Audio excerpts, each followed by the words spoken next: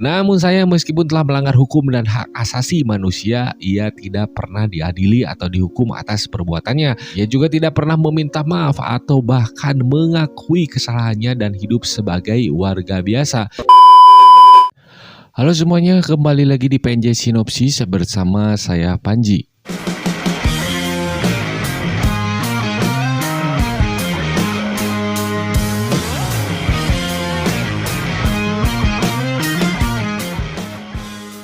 Oke bro, jadi hari ini saya akan membahas sebuah peristiwa kecurangan pemilu yang terjadi di sebuah negara, yaitu Republik Liberia, Afrika Barat. Di mana ya saking curangnya pemilu tersebut, kecurangan ini bahkan masuk ke dalam Guinness Book World of Records dan tercatat sebagai pemilu tercurang dalam sejarah.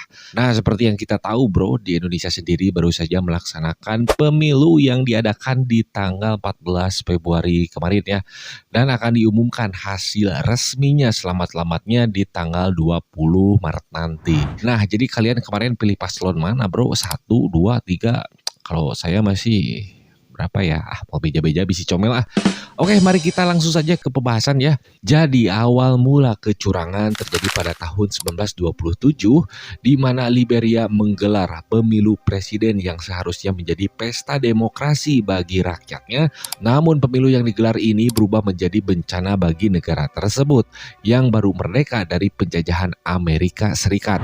Presiden petahana yaitu Charles Dunbar Burgess King dan partainya yaitu True Whig Party melakukan berbagai cara untuk memenangkan pemilu termasuk dengan cara curang, di mana kecurangan mereka ini dimulai dari memalsukan daftar pemilih, mengintimidasi dan menyuap pemilih, mengancam, menangkap lawan politik dan bahkan membunuh beberapa orang yang menentang mereka. Waduh, cukup kejam ya.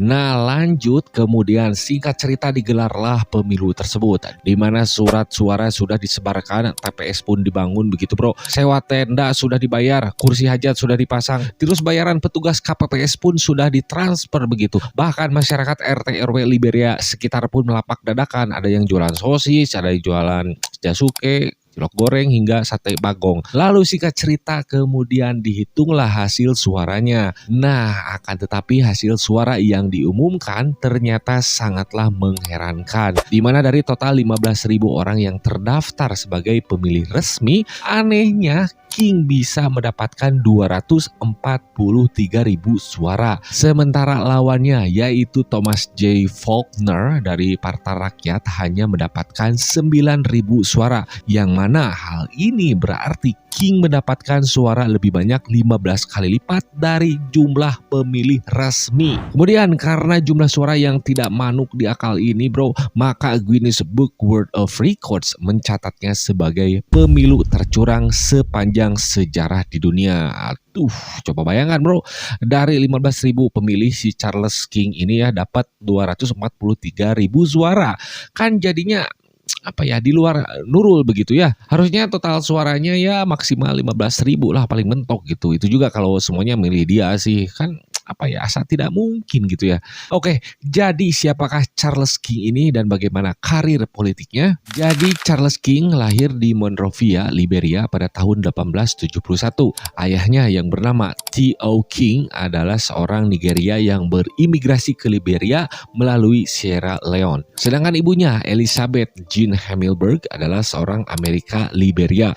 King mendapatkan pendidikan dasar dan menengah di Liberia dan kemudian melanjutkan studinya di Lincoln University di Pennsylvania, Amerika Serikat, di mana ia mendapatkan gelar sarjana hukum pada tahun 1899. Kemudian setelah menyelesaikan studinya, ia pun kembali ke Liberia pada tahun 1900 dan memulai karirnya sebagai pengacara dan politisi. Kemudian dalam karir politiknya, Charles King menjabat sebagai presiden ke-17 di Liberia dari tahun 1920 hingga 1930. Di pemilu tahun 1927 yang saya sebutkan tadi ya, Pemilu tersebut merupakan pencalonan sebagai presidennya yang ketiga, di mana sebelumnya ia pernah menjabat sebagai presiden dalam 2 periode. Lalu King adalah seorang anggota partai True Whig, di mana partai True Whig ini merupakan partai politik tertua di Liberia dan mendominasi perpolitikan di negara tersebut dari tahun 1878 hingga 1980. Namun sebelum menjadi presiden, King sempat menjabat sebagai jaksa agung dari tahun 1904 hingga 1912 dan menteri luar negeri Liberia dari tahun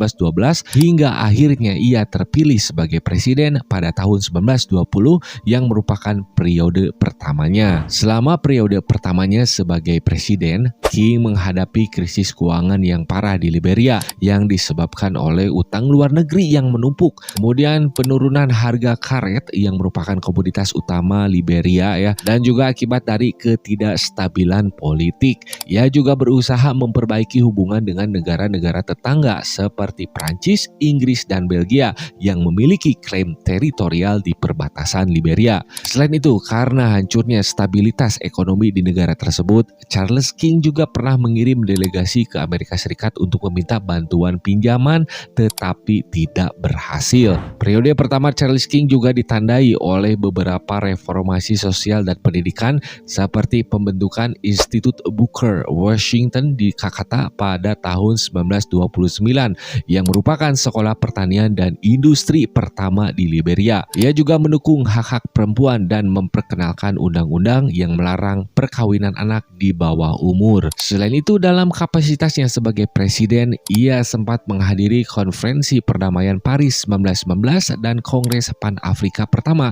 yang ia selenggarakannya sebagai upaya untuk menyatukan negara-negara Afrika terutama di bidang ekonomi. Akan tetapi meskipun ia dianggap sebagai reformis moderat dalam partai True Whig, pemerintahannya tercoreng oleh skandal. Reformis moderat itu artinya jadi kayak punya gerakan atau pemikiran yang ingin melakukan pembaharuan baru tanpa mengabaikan tradisi dan nilai-nilai politik yang sudah ada. Begitulah kira-kira artinya ya bro. Oke, kembali ke pemilu pada tahun 1927 di mana ia memenangkan pemilihan presiden dengan 15 kali lebih banyak suara daripada jumlah pemilih.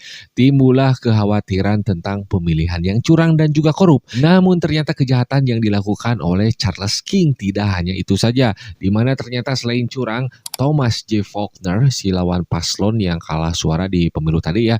Nah, karena dendam kesumbing karena dicurangi gitu, ia kemudian menuduh bahwa Charles King beserta partainya telah menjual rakyat Liberia sebagai budak dan memaksa mereka bekerja tanpa upah di perkebunan karet milik Firestone, perusahaan Amerika yang mendominasi ekonomi Liberia. Thomas Faulkner pun mengadukan kejahatan tersebut kepada Liga Bangsa-Bangsa dan akhirnya kemudian menindaklanjuti hal tersebut dengan mengirim sebuah komisi penyelidikan untuk melakukan investigasi lebih mendalam. Dan alhasil tuduhan Faulkner pun terbukti, di mana komisi penyelidikan akhirnya berhasil melaporkan bahwa setidaknya 20.000 orang Liberia telah menjadi korban kerja paksa dan perbudakan, dan bahwa pemerintah Liberia telah gagal dalam melindungi hak-hak dan juga kesejahteraan rakyatnya. Kemudian karena skandal ini menimbulkan protes dan kecaman dari dalam maupun luar negeri gitu ya bro.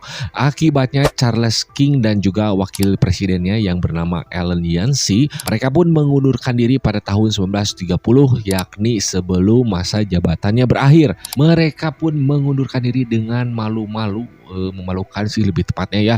Dan sejak saat itu karir politik Charles King hancur. Dalam masa sisa hidupnya ia tidak pernah mencalonkan diri lagi sebagai presiden atau bahkan nyalek begitu bro. Namun sayang, meskipun telah melanggar hukum dan hak asasi manusia, ia tidak pernah diadili atau dihukum atas perbuatannya. Ia juga tidak pernah meminta maaf atau bahkan mengakui kesalahannya dan hidup sebagai warga biasa hingga ia pun meninggal pada tahun 1961 pada usianya yang ke-86 tahun. Charles King adalah salah satu contoh dari pemimpin yang korup dan tiran ya bro, yang menyalahgunakan kekuasaan dan kekayaan untuk kepentingan pribadi. Ia juga mengabaikan kepentingan dan kesejahteraan rakyatnya yang menderita akibat kemiskinan, kelaparan, dan juga penyakit. Aduh, bahaya ya bro. Selain itu, pemilu Liberia 1927 ini adalah sebuah contoh tragis dari bagaimana kekuasaan bisa menyalahgunakan demokrasi dan mengorbankan hak-hak rakyat, di mana pemilu ini juga menimbulkan desakan agar Liberia berada di bawah perwalian internasional, yang berarti negara itu akan dikelola oleh pihak asing sampai mampu berdiri sendiri. Namun Liberia pun akhirnya berhasil mempertahankan kedaulatannya dan terus berjuang untuk membangun demokrasi yang sejati di tengah-tengah tantangan dan konflik yang dihadapinya hingga saat ini. Nah, begitulah teman-teman ceritanya ya.